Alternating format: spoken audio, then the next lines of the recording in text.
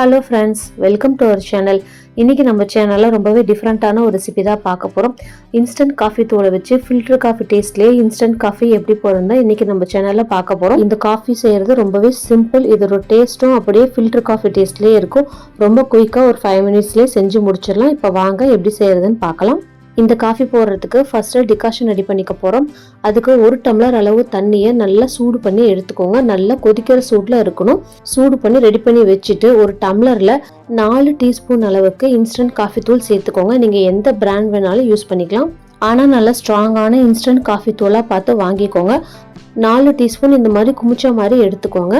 இப்போ இதில் நம்ம கொதிக்க வச்சுருக்க சுடு தண்ணியை இதில் சேர்த்துடலாம். நான் இன்னைக்கு 3/4 டம்ளர் வரைக்கும் சேர்த்துக்கிறேன். இது அப்ராக்சிமேட்டாக ஒரு 100 ml வரைக்கும் இருக்கும் இந்த தண்ணியோட அளவு. காஃபி தூள் டக்குன்னு கட்டி போட்டுரும். கட்டிப்படாத அளவுக்கு நல்லா இந்த மாதிரி மிக்ஸ் பண்ணி விட்டுருங்க. மிக்ஸ் பண்ணி விட்டுட்டு ஒரு தட்டு போட்டு அப்படியே மூடி வச்சிருங்க.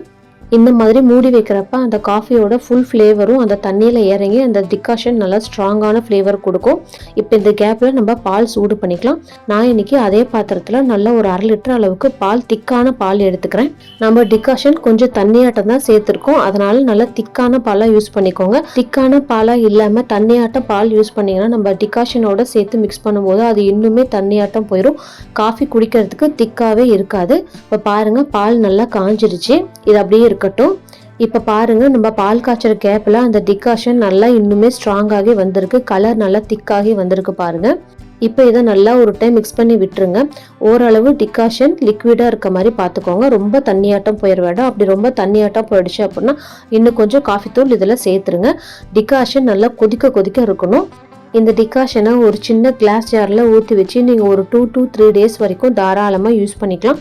காஃபி போடுறதுக்கு முன்னாடி ஒரு பாத்திரத்தில் தண்ணி வச்சு தண்ணி சூடில் இந்த டிகாஷனை இன்னொருக்கா லைட்டாக சூடு பண்ணி நீங்கள் சேர்த்துக்கோங்க. அடுப்பில் டைரெக்டாக வச்சு இதை சூடு பண்ண வேண்டாம்.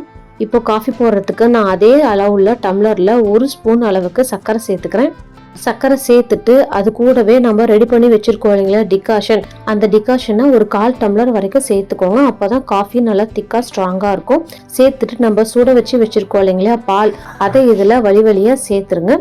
நீங்கள் எந்த டம்ளரில் அளவு எடுத்தாலும் அந்த டம்ளரில் சர்க்கரை சேர்த்துட்டு அதில் 1/4 டம்ளர் அளவுக்கு டிகாஷன் சேர்த்துட்டு அதுக்கப்புறமா பால் சேர்த்துக்கோங்க.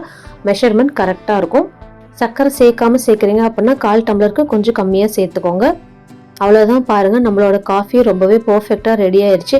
இதோட டேஸ்ட்டு நமக்கு ஃபில்டர் காஃபி டேஸ்ட்லேயே அப்படியே இருக்கும். இன்ஸ்டன்ட் காஃபியில் சிக்கரி பவுடர் கலந்துருக்கனால அதோட கசப்பு தன்மை லைட்டாக இருக்கும். ஆனால் இதோட டேஸ்ட்டு இன்ஸ்டன்ட் காஃபியோடவே ரொம்பவே சூப்பராக இருக்கும். கண்டிப்பாக இந்த ரெசிபியை உங்கள் வீட்டில் ட்ரை பண்ணி பாருங்கள். உங்கள் எல்லாருக்கும் ரொம்பவே பிடிக்கும். ரொம்பவே வித்தியாசமாக இருக்கும் குடிக்கும் பொழுது. இந்த ரெசிபியை உங்கள் வீட்டில் ட்ரை பண்ணி பார்த்துட்டு எப்படி வந்துச்சுன்னு எனக்கு கமெண்ட்ஸில் சொல்லுங்கள். நம்ம சேனல் பிடிச்சிருந்தா லைக் பண்ணுங்கள், ஷேர் பண்ணுங்கள், மறக்காமல் சப்ஸ்கிரைப் பண்ணுங்கள்.